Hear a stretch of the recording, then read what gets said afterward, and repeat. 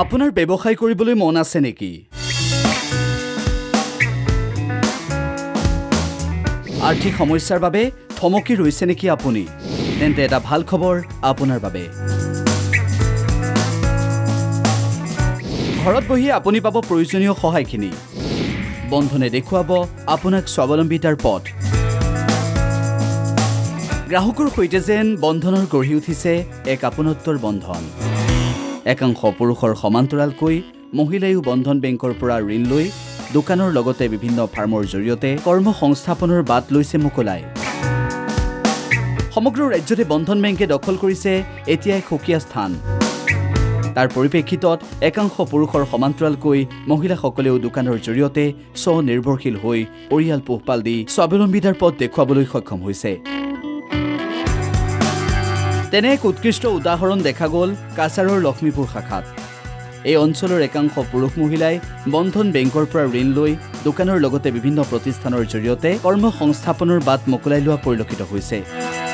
আনহাতে তেওঁলোকে কয় যে আমি যেনেকৈ ঋণ লৈ সঠিক কামত খটুৱাই নিজৰ কৰ্মসংস্থাপনৰ বাট মোকলাবলৈ সক্ষম হৈছোঁ, তেনেদৰে যেন সকলোৱে বন্ধন বেংকৰ পৰা ঋণ লৈ অলাগতিয়াল কামত খৰচ নকৰি নিজৰ উপাৰ্জনৰ দিশত খৰচ কৰাৰ উপৰিও নিজেই নিজৰ স্বাৱলম্বিতাৰ পথ বাছি লয়। কাছাৰৰ লক্ষ্মীপুৰ শাখাৰ ফুলৰতল বাজাৰৰ বেবী প্লানেট দোকানৰ স্বত্বাধিকাৰী কিষণ ৰায়। লক্ষ্মীপুৰ শাখাৰ বন্ধন বেংকৰ পৰা ঋণ লৈ আৰম্ভ কৰিছে এখন কছমেটিক্সৰ লগতে গিফ্ট আইটেম দোকান।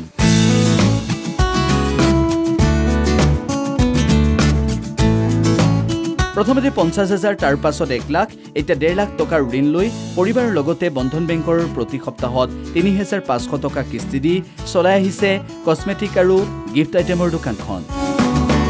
বৰ্তমান ব্যৱসায়ীগৰাকীৰ দোকানত আছে বিভিন্ন ধৰণৰ সা সামগ্ৰী।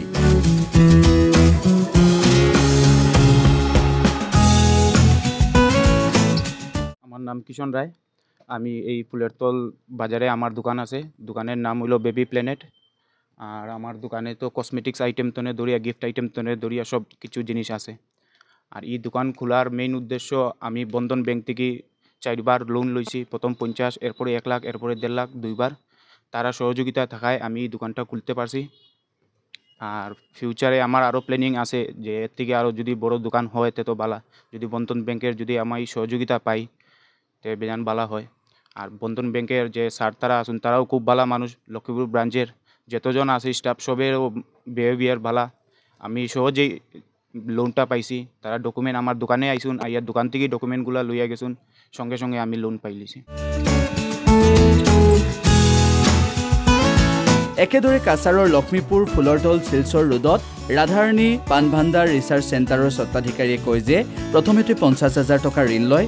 ঋণ পৰিশোধৰ পাছত এতিয়া 1 লাখ টকাৰ ঋণ লৈ প্ৰতি সপ্তাহে 3,000 টকা কিস্তি দি আহিছে।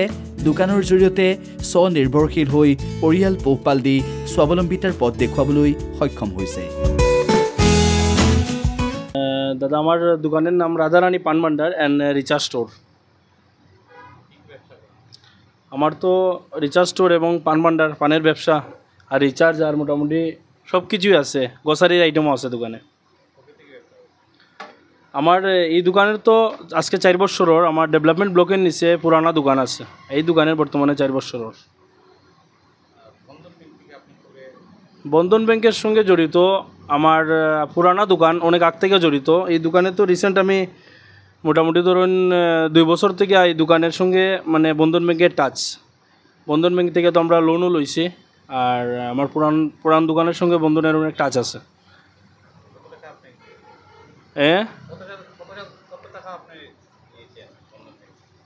এই দোকানে তো প্রথম স্টার্টিং 50,000। না, আমি এই দোকানে বর্তমানে 1 লাখ টাকা লইছি লোন। আর এটা সাপ্তাহিক।